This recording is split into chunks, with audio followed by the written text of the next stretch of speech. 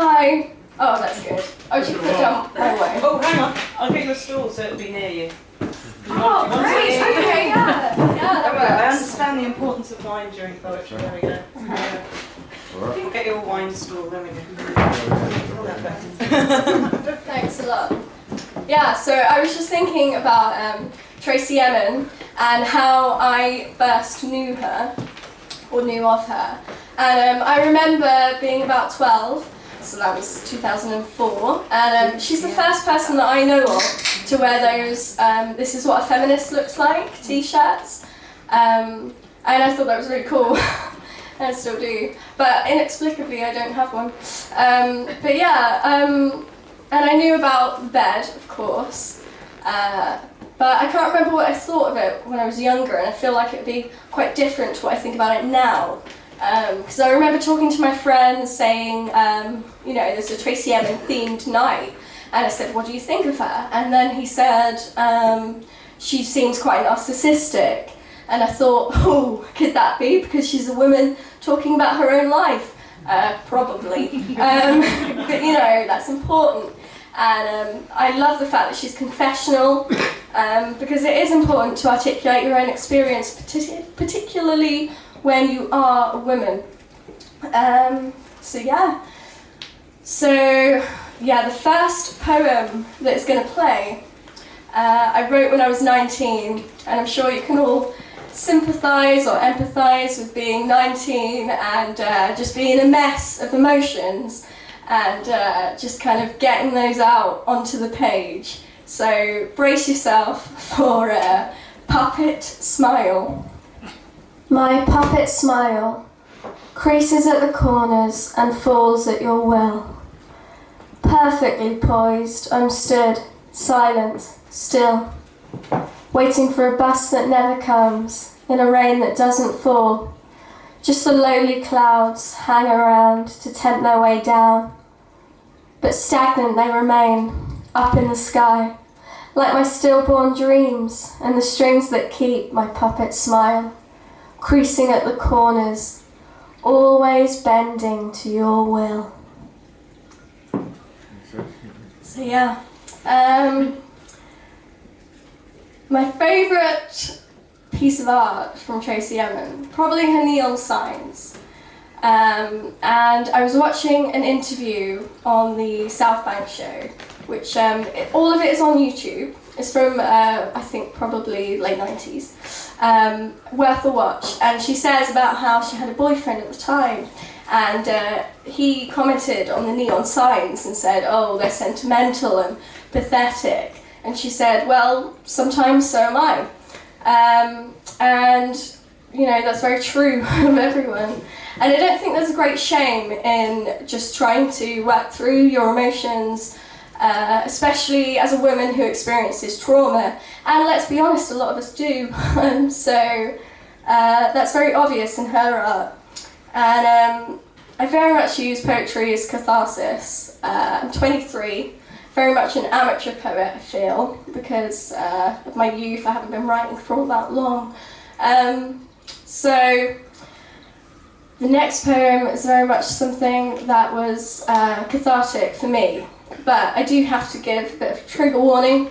There's themes of abuse, and if you're not up to that, that's fine. Like if you don't want to hear about that right now, that's okay, because it's just sort of heavy in things that women experience a lot. So, yeah. I don't want any violence in this relationship, he bawls, his hand on my neck. One palm is enough to grip my throat, to rock my head about a bit. You were so chubby as a child, is all I'd said, looking at photos on display above the stairs. My doctor once told me my windpipe is half closed, or at least there's a dent where there shouldn't be. Smoke clouded the womb I cradled in. When everything I do it for you, held a heartfelt number one. Some people don't think smoke harms a newborn. Nice dream. As if an embryo gets addicted to nicotine. An inhaler pump until age 7, coloured brown, a severe one.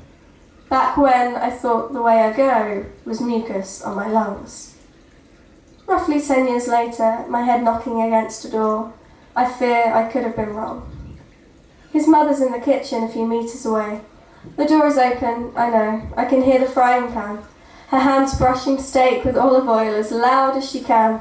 Nothing untoward is going on. No blame could be placed on her favourite son. His face muscles clenched to intimidate me. A look he once claimed to have used on some muggers was now supposed to keep my trap shut. So I concede. I let him stare at me, purposely dead on with his vapid brown eyes. My breathing has become so frantic he just smirks. "You're a bully," I say. He says nobody else will believe you. I know he's right.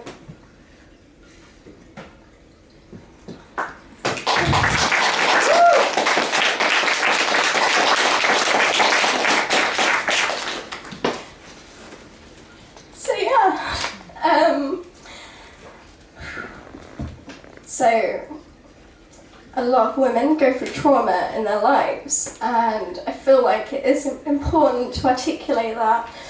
And Tracey Emin definitely worked through her trauma. Various themes going on in her art, and I like the fact that she always says, like, there's a lot of grumbly old men in the art world who would never dream of accepting her, but it seems to have happened, and it seems to be happening. And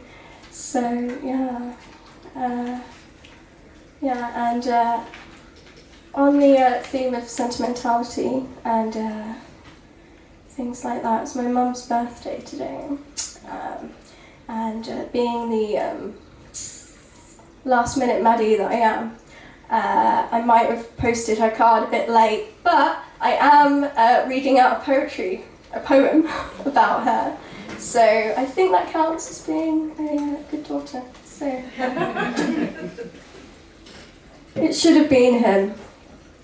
You need company, he clearly doesn't. He would have been content at the allotment where men go to dream. Not you though. With your endless imagination, you should be out in the world, telling everyone your ideas on how they really ought to live, how you would have lived if you could. You could check your own bills on the commission money your art brings, instead of losing the urge to paint in this Tory safe seat close full of liars. There were people who condoned your self-sacrifice so they could call it insane. He keeps you tucked away inside a house filled with material love to compensate for the way they stole you. If people can't sympathise with your point of view, look them in the eye, squeeze their hands and smile like you've got good news. You're above their understanding and you realise it now, walking away with your crooked smile proud and your oil paints in hand. That's my mum.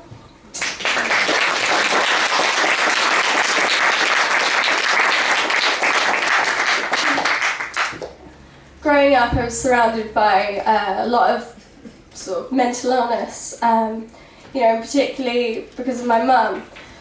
And I don't think it's the fault of my mum. I think, there's a lot of misogyny going on.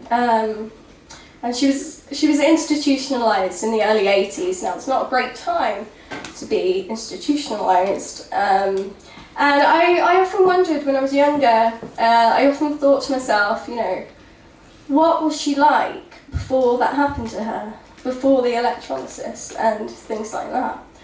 And as a feminist, I feel it's important to never forget what people could be like, what women could be like if they weren't told that they are just the mad woman in the attic, that they are ungrateful for being, as my mum was, accidentally a mother, accidentally a wife and things like that.